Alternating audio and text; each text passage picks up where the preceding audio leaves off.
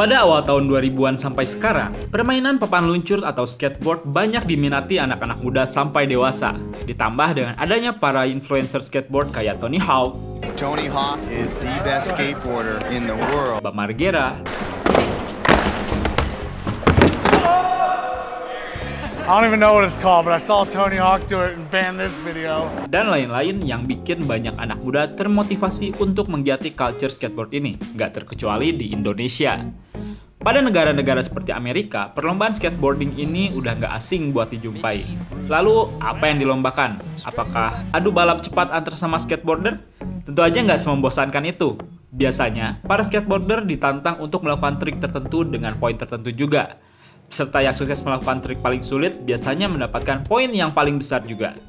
Tapi selain itu, biar bisa main dan melakukan trik dengan sukses, tentu aja mereka harus punya alat-alat yang cocok dan enak dipakai biar bisa menunjang itu semua. Salah satu sneaker skate yang ikonik di culture skate dan juga jadi pilihan banyak skater gak lain dan gak bukan Vans.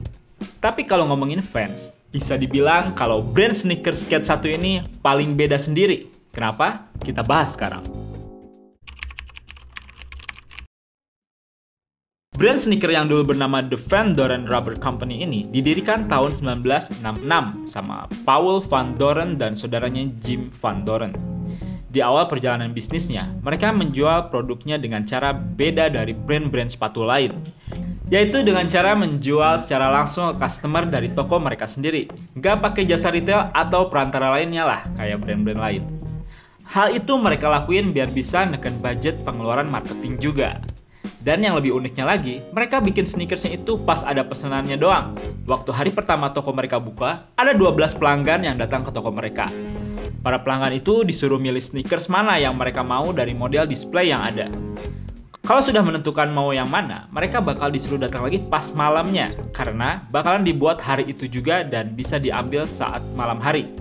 Tapi selain sneakers yang sehari jadi itu, ada hal unik lain. Jadi, pas 12 pelanggan itu datang buat ngambil dan bayar sneakers mereka, Paul dan Jim gak nyiapin uang buat kembalian sama sekali. Jadi mereka bilang ke pelanggan-pelanggan mereka itu untuk bawa sneakersnya tapi balik lagi besoknya buat bayar. Paling beda kan? Udah ngejualnya gak pakai retail, bikin sepatunya sehari jadi, mau usaha tapi gak nyiapin uang buat kembalian juga. Aneh emang. Untungnya pelanggan mereka beneran balik lagi besoknya buat bayar. Kalau nggak akan gawat juga, baru buka hari pertama tapi udah rugi.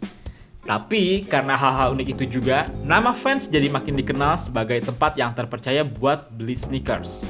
Selain itu, solnya yang tebal dan powerful thread-nya yang ngasih daya cengkram yang kuat juga jadi salah satu faktor terbesar kenapa nama Vans bisa melambung di kalangan para skaters.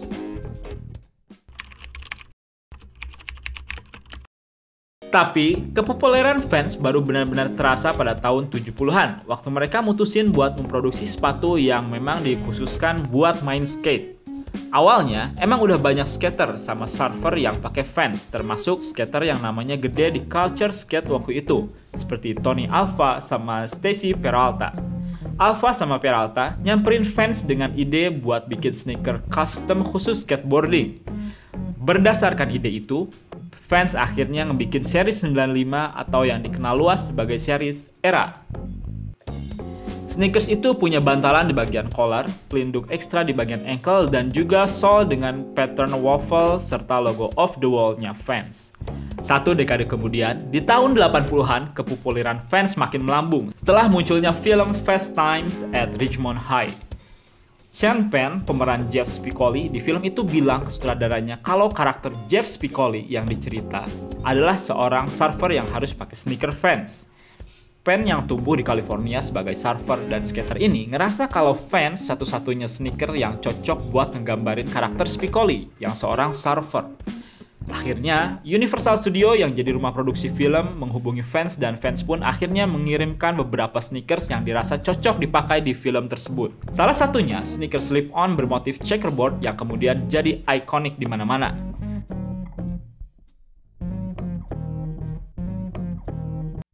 Karena kesuksesan filmnya itu, keuntungan Vans juga ikutan naik 2 kali lipat yang tadinya $20 juta per bulan menjadi $40 jutaan per bulan.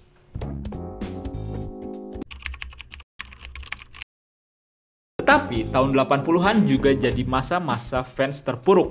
Karena merasa udah sukses di market skate, akhirnya mereka memecah fokus untuk mencoba masuk ke market-market lain. Mereka membuat sneakers running, breakdancing, American football, bahkan skydiving. Akhirnya, di tahun 1984, fans hampir mengalami kebangkrutan dengan utang sebanyak $12 juta karena nggak suksesnya sneakers mereka di market selain skate. Tapi ajaibnya, di tahun 1987, fans bisa bangkit dari kebangkrutan dan bisa melunasi utang sebesar $12 juta itu. Setahun setelahnya, Van Doren memutuskan untuk ngejual fans ke perusahaan perbankan bernama McCown Delu & Co. seharga $74 juta.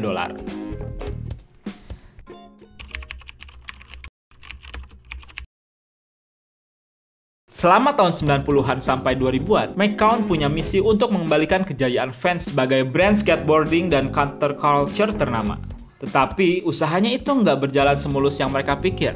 Fans harus tutup pabrik mereka di Amerika Serikat, mecat lebih dari 1.000 pekerja, dan mindahin produksinya ke luar negeri. Tapi keputusan mereka itu malah membuahkan hasil dengan meningkatnya penjualan mereka.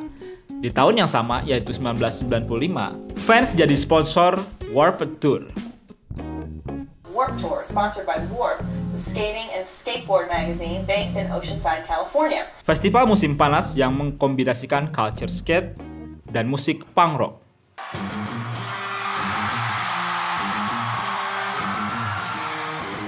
Let's see what you got. Everybody jump. Di tahun depannya, mereka juga buat sneakers series Old Time. Di tahun 2006, kepopuleran fans kembali melambung dengan munculnya lagu berjudul Fans yang dibawakan grup hip hop The Pack.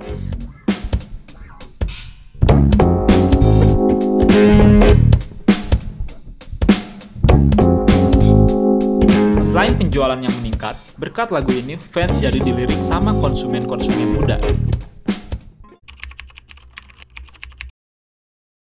Bahkan sampai sekarang pun fans masih jadi sneakers yang paling banyak peminatnya. Bukan cuma buat main skate, tapi buat kegiatan-kegiatan lain. Hal ini bisa terjadi karena fans tetap berpegang teguh buat mendukung dan mempromosikan culture-culture serta ikonnya yang udah ngebuat fans jadi sebesar ini. Anyway, itu tadi cerita singkat tentang perjalanan panjang sebuah sepatu skate paling ikonik sepanjang masa. Kalau kamu punya cerita unik bareng sepatu ini, cerita di kolom komentar.